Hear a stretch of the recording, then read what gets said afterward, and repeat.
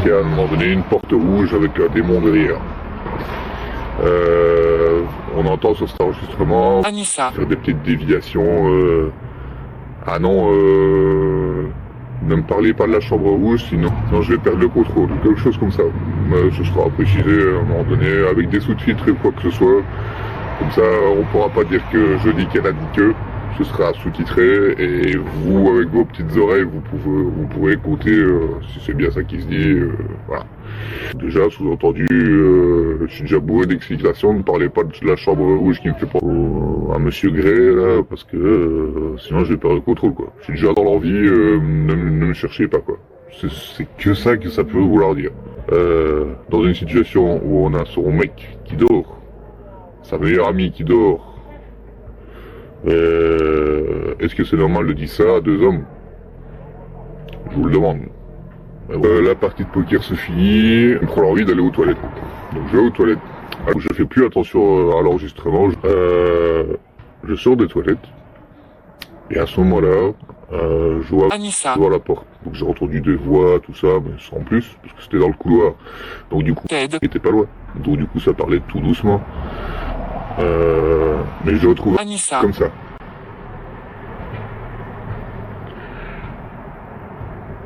Et elle me regarde, elle fait comme ça, va. Je dis qu'est-ce qu'elle a? Je l'ai trouvé. Alors ce qu'il y a de bien, c'est que l'enregistrement tourne toujours. Ok? Là, elle m'explique que Manuel. est parti. Et qu'en partant, il lui a fait des avances, plus que physiques. En partant, il lui a fait un bisou dans le cou. C'est ce qu'elle dit.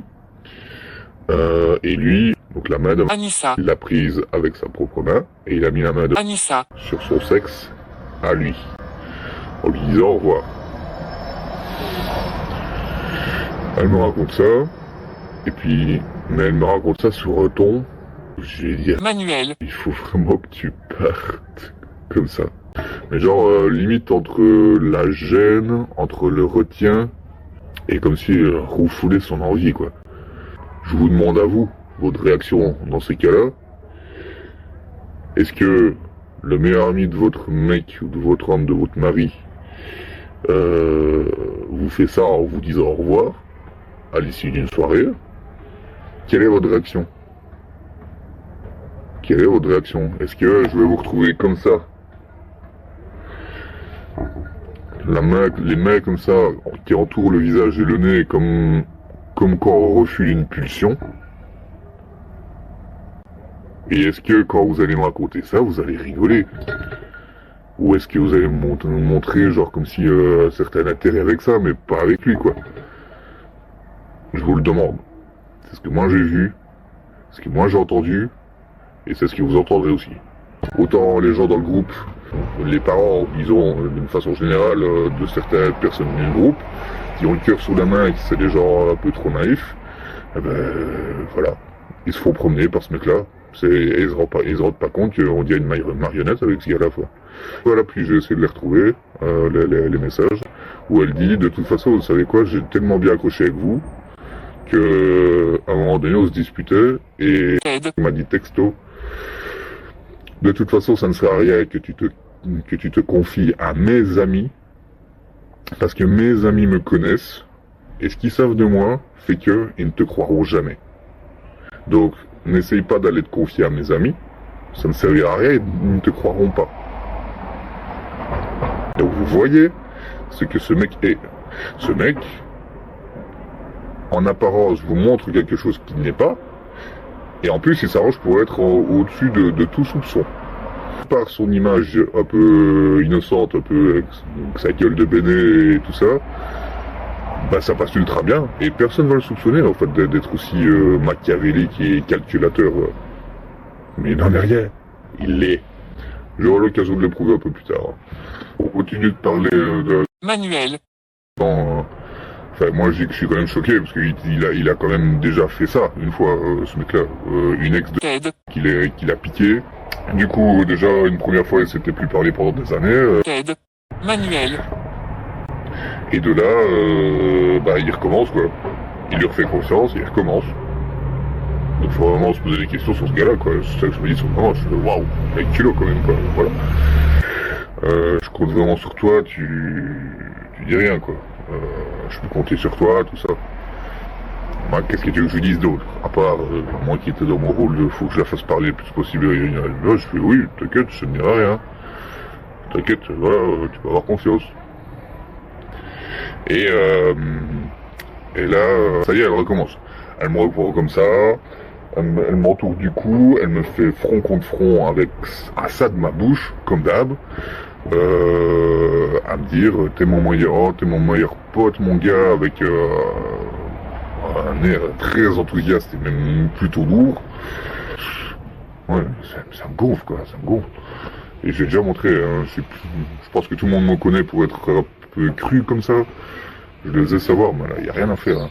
Tu elle fait, mais je dois quand même t'avouer un truc qu'elle dit. Elle dit, je dois quand même avouer que toi, par contre, donc je resitue la situation. Elle vient de se faire des attouchements. On lui a pris sa main, il l'a mis sur ses couilles. Ok. Elle lutte contre ses pulsions. Elle me raconte la scène. Et à la suite de quoi, elle me dit, mais toi, je dois quand même avouer que je te trouve super sexy. Donc, sous-entendu, je ne suis pas sûr que si toi tu ferais ça, si je réagirais de la même chose. Je vous pose la question, mais moi, ça me paraît clair. Voilà. Et ça, vous l'entendrez. Donc, voilà, je me dis, ça y est, je tiens la preuve. Voilà. Donc, tout ça, ça s'est passé pendant que sa fille, elle mettait son pyjama. Elle dit qu'elle va se calmer et qu'elle va aller mettre son pyjama anti-sexe. Encore une fois, comme pour refouler ses pulsions. Et puis là, elle va à la chambre pour se changer, etc. Bon, on s'apprêtait à regarder Inside Youth, qu'on avait parlé, voilà, sa filleule, le jour commence à se lever. On se met le début du film, etc. Elle ne se lève pas. Donc, ils ont un divan L, ok. Devant ce divan L, il y a sa télé, là, c'est vu du dessus, hein, ok. Ils ont un divan L, là, sa télé. Sa filleule est là, sur la banquette, on va dire, perpendiculaire au mur où se trouve la télé. Et moi, je suis sur la longue banquette, tout à droite, en face de la télé. Sur la banquette parallèle à la télé, quoi. J'avais froid, donc je prends la deuxième couverture qu'on avait prévue pour le matelas pour nous dormir. Je la mets sur moi. Et entre deux, logique, je vais pas me mettre à côté d'une fillette de 14 ans qui est en pyjama. Du coup, moi, je vais à l'extrême droite. Anissa. Viens au milieu. Ah, fichu, non, c'est pas calculé cette histoire. Mais enfin, moi, je fais, parce que moi, j'ai perdu le compte. À un moment donné, il devait être ouvert 8 heures. Le temps que le film se déroule, ça devait être presque 9 heures.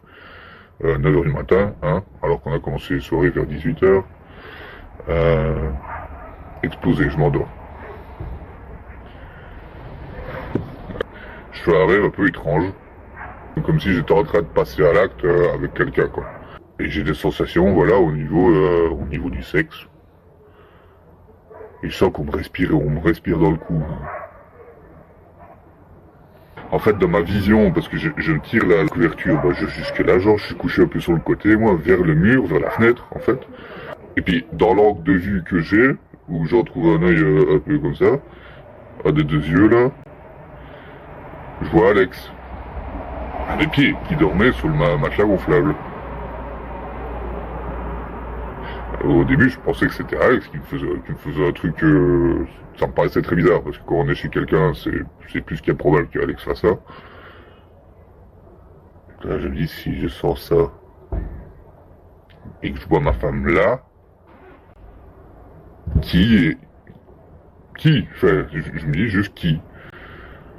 Et là, du coup, j'en trouve l'autre œil. Et en fait... Anissa. Pendant mon sommeil, est venu s'incruster sous ma couverture. De là, c'était pratique. Parce que, avec sa filleule qui était sur sa gauche, l'air d'innocent, elle va ouais, j'ai pas de couverture, vas-y, je lui prends juste un bout de couverture, quoi, normal. Mais du coup, elle voit plus. Donc sa filleule peut rien voir. Bref, je me réveille, Elle était son gros nez dans mon oreille, en train de respirer. Elle avait sa main sur mon sexe. Elle passait entre mon sexe et mes couilles. Elle passait de l'un à l'autre. Et là, je me suis dit, putain. Et là, je sais pas, c'est comme si j'ai ressenti vraiment des trucs bizarres. Je vais pas trop rentrer dans les détails parce que ces détails, j'en parlerai plus tard, vont être déterminants pour mon avenir. Mais tout ce que je peux vous dire, et je ne souhaite à personne de s'être fait violer. Mais ce que j'espère, dans cet enregistrement que je suis en train de faire, j'espère qu'il va parler à certaines. Et si ça vous est arrivé, il y a des détails qui vont pas tromper. Et vous allez sûrement vous reconnaître dans ce que je vais vous expliquer. Et pour que la vérité sorte du puits. À ce moment-là, quand je me suis rendu compte que c'était Anissa, j'étais pétrifié. Je pouvais pas bouger. Pas de peur, parce que j'ai pas peur d'elle, mais un peu du choc entre ma réalité et ce qui est en train de se passer, et ce que elle s'autorise à faire. Je savais pas bouger. À un moment donné, j'ai voulu, moi, bouger la main. J'y arrivais pas. Et puis, quand j'ai compris, j'ai fait genre, je dormais, je sais pas combien de temps ça a duré, mais le temps de comprendre, de me dire, putain, qu'est-ce que je fais? Je fais quoi? Alors, ceux qui n'auront jamais vécu ça, je suis peu sûr, se disent, bah, tu te laisses pas faire, allez, tu te lèves, il faut une mandale dans sa gueule, et tu retires sa main, et basta. Mais sur le temps où je me suis dit, il faut que je réagisse, au moment où je fais ça, ça s'est empiré. Elle a passé sa main par-dessus mon élastique, j'étais en pyjama, donc j'étais plus en jeans, malheureusement. Et elle a passé sa main sous mon pantalon et sous mon slip aussi. Donc là, doublement choqué. Et bizarrement, doublement pétrifié aussi. Vous avez déjà eu sûrement cette sensation comme quand on est sur une attraction et qu'on tombe en chute libre, où on sent, où on pèse une lourdeur là comme ça, et qu'on sait pas bouger quoi. Exactement la même chose. Comme si je sortais de mon corps et que j'étais pas là quoi. Je ressentais rien. Je ressentais rien, j'étais juste pas là. Comme si je m'étais mis en protection.